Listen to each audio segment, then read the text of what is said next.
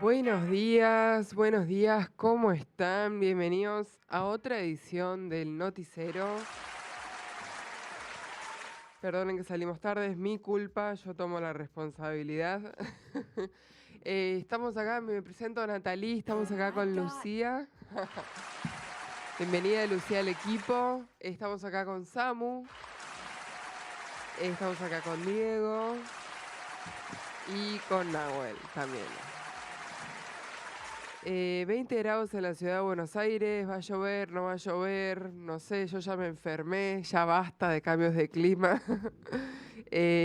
Vamos a hablar primero, tenemos una entrevista después más interesante también, no más interesante, perdón, muy interesante, pero ahora vamos con economía también, lo tenemos en línea, en comunicación, a Alejandro Nava, que es nuestro especialista, como todos los viernes.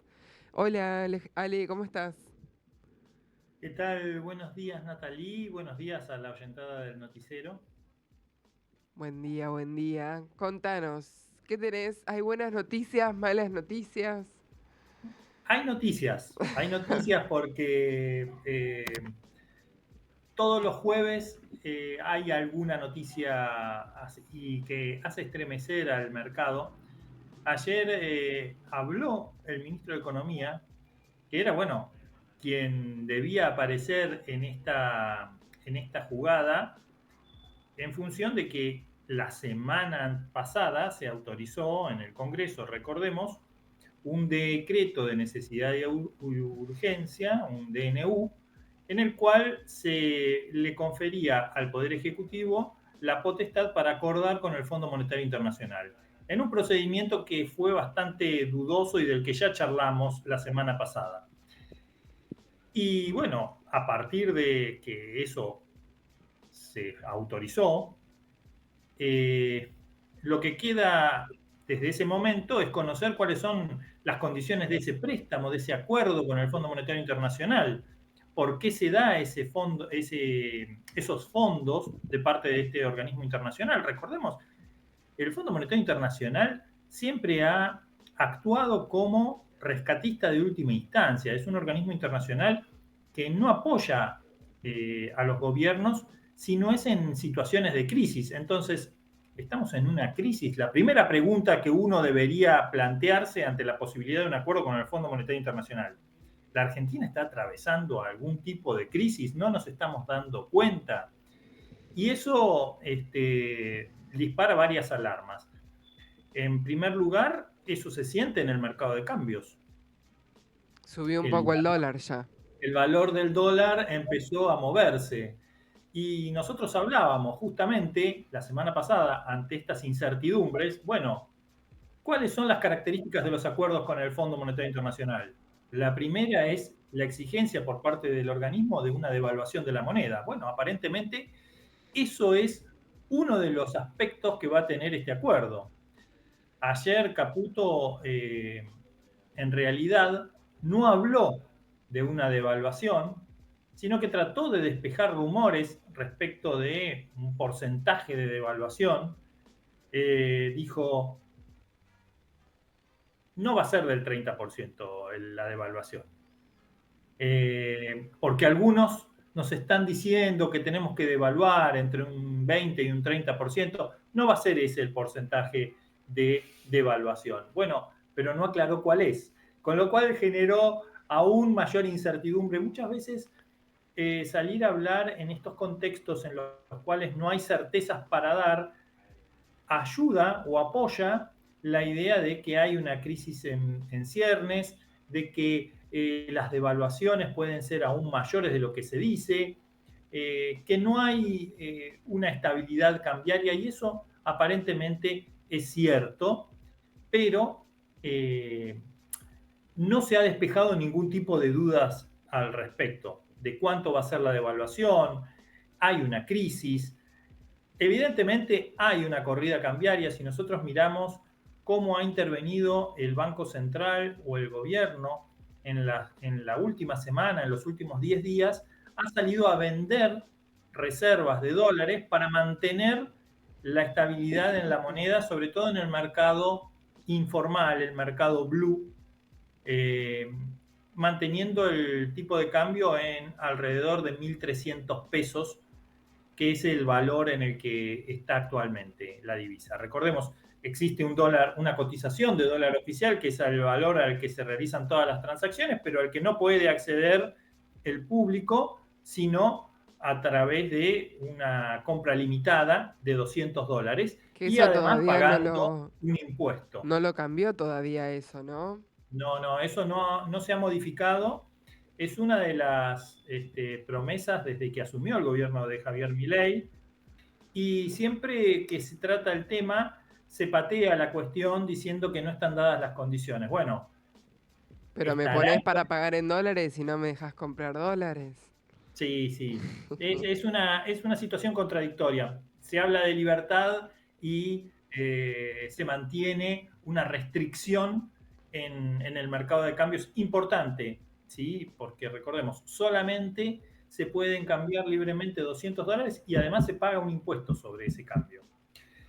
Luego hay otros mercados no oficiales, también legales, en los cuales se puede adquirir dólares en cantidades ilimitadas, y esto es el caso del dólar MEP o el contado con liqui, que a través de una serie de operaciones de compra-venta de bonos y de transacciones en el exterior, uno puede hacerse de esos dólares sin necesidad de recurrir al mercado ilegal o informal.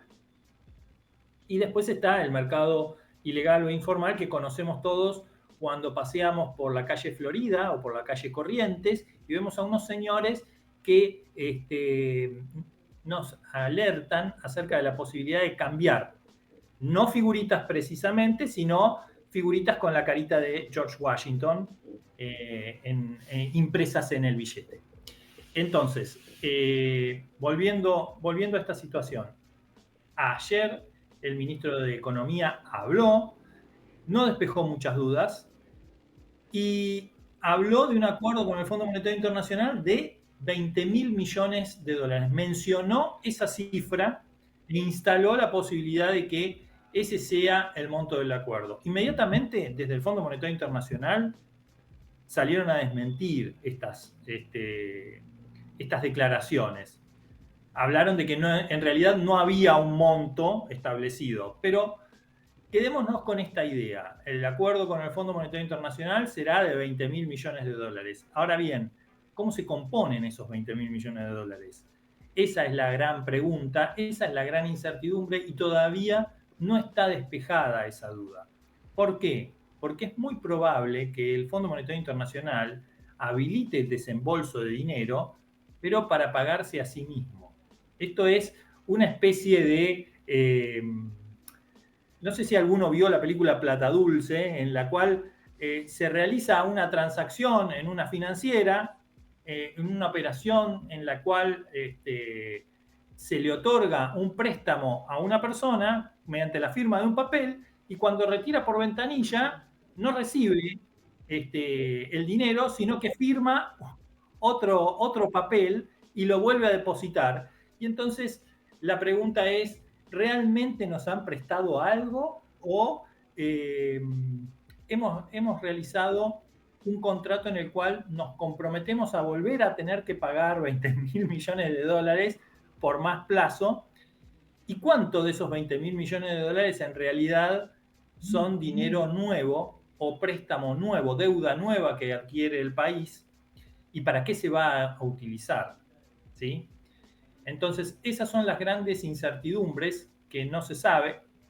Aparentemente, el dinero que quedaría en el país, que entraría en las reservas del Banco Central, sería de aproximadamente 4.000 o 5.000 millones de dólares. Si es así, es prácticamente nada, porque estuvimos hablando de que en 10 días el Banco Central vendió 1.400 millones, con lo cual son un poco más de un mes, 2 meses de operaciones de este estilo que ha realizado el Banco Central, lo que recibiría como dinero nuevo, como deuda nueva, como excedente que no deberá pagar a ese organismo internacional.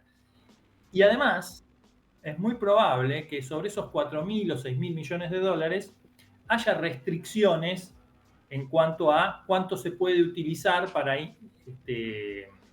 intervenir en el mercado cambiario. Con lo cual, yo creo que el gobierno está afrontando en este momento una fuerte crisis que tiene que ver con la liquidez de las reservas. No tiene reservas líquidas suficientes y se está produciendo en este momento un fuerte drenaje que se puede explicar fácilmente. Si quienes venden al exterior, que son básicamente quienes venden productos agrícolas, recordemos nuestro país es un proveedor de materias primas, soja, trigo y carnes. Quienes venden al exterior saben que va a haber una devaluación porque es inminente un acuerdo con el Fondo Monetario Internacional, lo que hacen es esperar liquidar esos dólares que reciben del exterior hasta tanto se produzca la devaluación. Así reciben una ganancia extra por la devaluación. Por lo tanto, no hay ingreso de divisas en el Banco Central. Y además, quienes tienen las realizadas en el exterior y tienen que pagarle a sus deudores, a sus acreedores en el exterior, como saben que el valor de lo que tienen que pagar va a aumentar, tratan de comprar anticipadamente esos dólares, ahora el dólar está bajo, y liquidar esas importaciones en el exterior, con lo cual se produce un flujo de salida de divisas del Banco Central. Esa es la gran crisis que hoy estamos viviendo.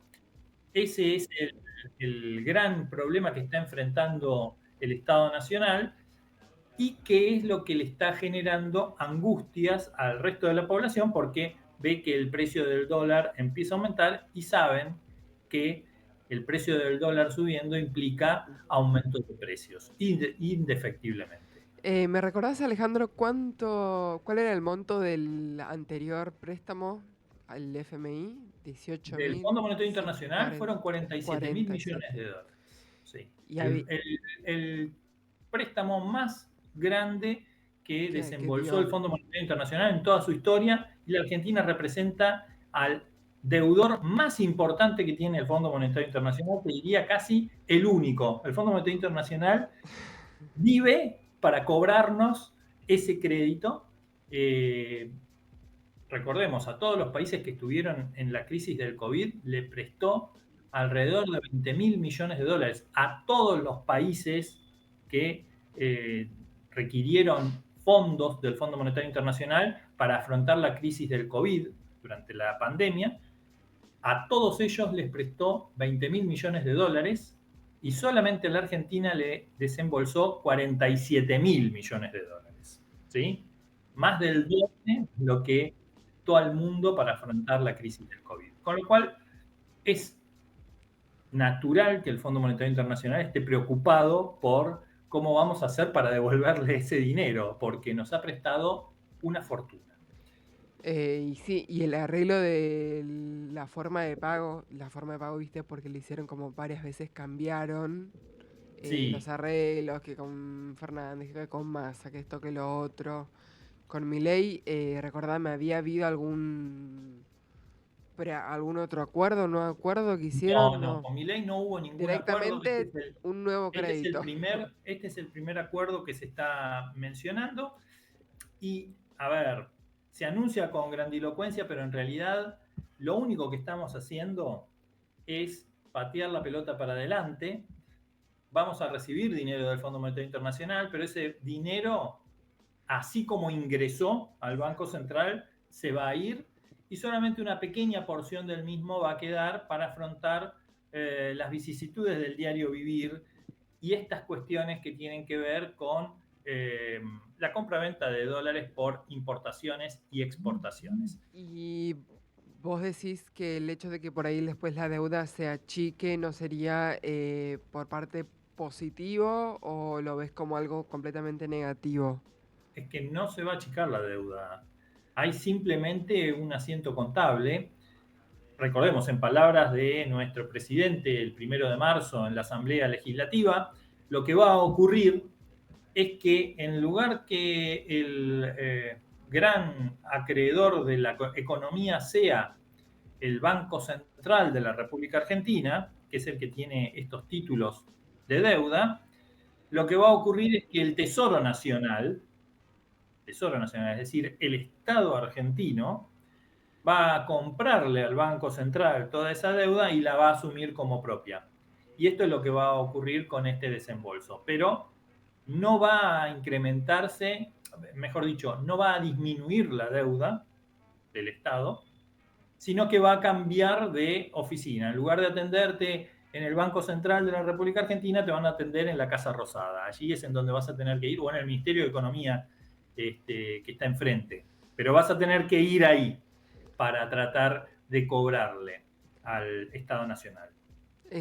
Sí, bueno, gracias Alejandro. Es todo una duda, no se sabe en blanco, dijeron que no va a ser el 30% de la devaluación, puede ser No. más, puede ser menos, nulo. Bueno, lo que se está hablando, la única certeza es que va a cambiar el régimen de tipo de cambio y que probablemente pasemos, en lugar de esta idea de crawling peg, es decir, una cotización del dólar con microdevaluaciones diarias a un ritmo del 1% mensual, lo que vaya a ocurrir es que haya una banda de flotación, un tipo de cambio mínimo y un tipo de cambio máximo, en donde el Banco Central va a salir a intervenir, va a salir a vender dólares cuando la cotización pase por el piso para subir el precio del dólar y va a salir a comprar, ¿sí?, dólares cuando el tipo de cambio esté muy alto para evitar que se dispare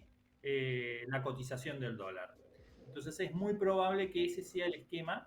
Lo que no sabemos es a partir de qué momento se va a producir esto. Se habla de que probablemente entre abril y mayo tengamos novedades más concretas de este nuevo régimen cambiario y del desembolso del Fondo Monetario Internacional. Veremos cómo sigue la situación. Como dijiste vos el programa anterior, ¿cuándo hay que comprar? ¿Cómo saber si el dólar sube o baja? No importa, el dólar siempre está bajo el día que quieras Siempre comprarlo. va a estar barato, Natalie. Sí, Muy sí, bien. Veo que has estudiado. estoy tomando notas. Tengo que En cualquier aprender. oportunidad que tengas, si necesitas ahorrar en una moneda dura, compra dólares que el tipo de cambio que utilices va a ser económico. Sí, sí, sí. Bueno, Alejandro, muchas gracias por toda la información. Como todos los viernes, nos vemos el próximo viernes, ya último fin del mes, ¿no? Ya empezamos abril. Así que bueno, nos vemos el próximo viernes. Que tengan su lindo fin de. Veremos qué nos depara el mes de abril, ya ingresados en el otoño. A ver si hay alguna novedad, ¿no? Con Sí, la esperemos próxima que sí. semana. Esperemos al jueves que viene. El jueves que viene puede llegar a ser un día muy, muy significativo. Bueno, veremos. Bueno, muchas gracias, Ale. Nos vemos. Chau, Nos vemos. chau. Chau, chau. Nosotros seguimos 10 y 30 AM. Reabrió la estación Palermo de la línea D luego del plan de renovación integral. También recordemos que la línea A en la estación Lima está cerrada por obras de renovación integral. Dios te da y Dios te quita. Y la línea B, estación Pueyrredón, está cerrada por obras. Así que bueno, a jugársela, a ver qué línea les va mejor. Palermo, igual ahí tenemos unas cerquitas por ahí, la A también. Así que bueno, caminamos unas cuadritas de más y hacemos un poquito de ejercicio para llegar a nuestro destino de trabajo. Último viernes del mes, ahora empezamos abril con todo, el otoño ya se va acercando, ya empezó el 21. Cuídense de los cambios de clima, que yo ya caí, soy víctima, así que bueno, vamos a un cortecito y ya volvemos.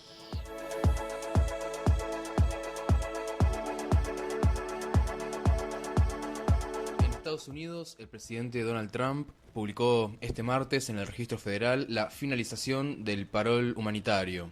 Se trata de un permiso migratorio que habilitaba la residencia y el acceso a trabajo temporal en Estados Unidos a aproximadamente 532.000 migrantes, provenientes de diversas nacionalidades latinoamericanas como Cuba, Venezuela, Nicaragua y Haití.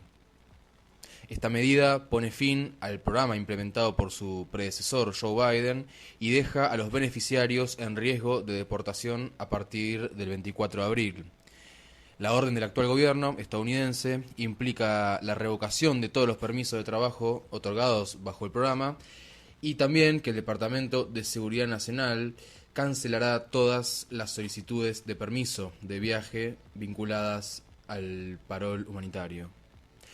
Mientras tanto, esta semana, el cardenal Robert McElroy, recientemente designado por el Papa Francisco como arzobispo de Washington, D.C., realizó su primera intervención pública tras asumir el cargo. Allí criticó la política migratoria del gobierno de Trump y la reducción del financiamiento destinado a programas de ayuda humanitaria.